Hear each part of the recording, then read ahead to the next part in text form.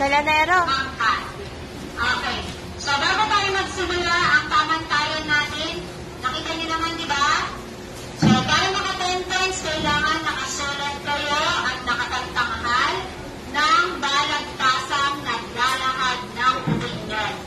Tungkol sa isang baksa. Pangalawang pamantayan, kailangan maipakita o makatagtangayan ng bagsak. Ay, sige.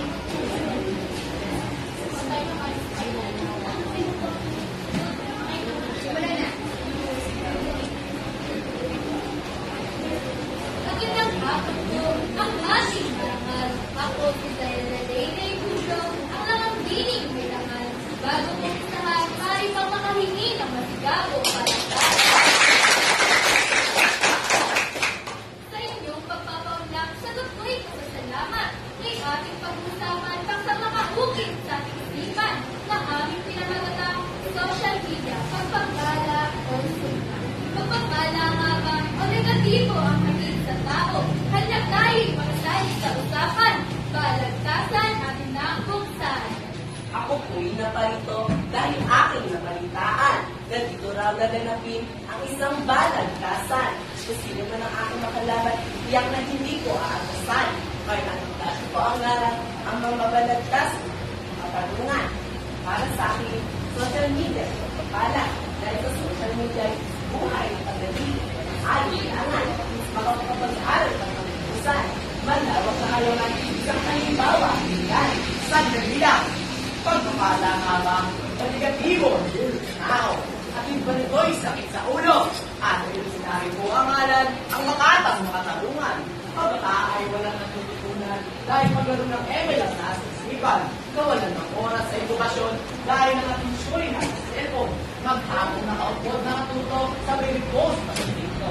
Pagpapalat positibo, sumpa, dilubyo. Naku, sandali lang, kung umiinit ang labanan ng dalawang taong may katwiran, ating muling tumayan ang kanilang paglalaban.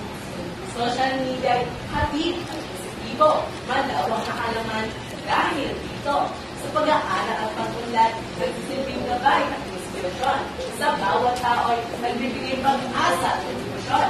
Malawak na komunikasyon, bumabalot sa mga tao. Sa maraming tulong na dulot, ngunit naman ng batay na sinibis, sa tunay na naglasin ng isip, dagdag barya ng cyberbullying, na tiyang na nararanasan ng marami sa akin, salitang parang mga paraso, na kapag hindi natamaan ng presyon ang aabutin mo.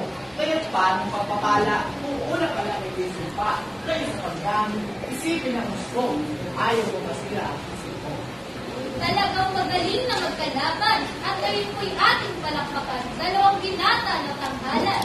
Bawat salita'y may laman. Balagtasan akin ang mamakasan. Ngunit sino nga ba ang nanalo? Kayo na kung bahalang humatol at pumili na waling mahal kong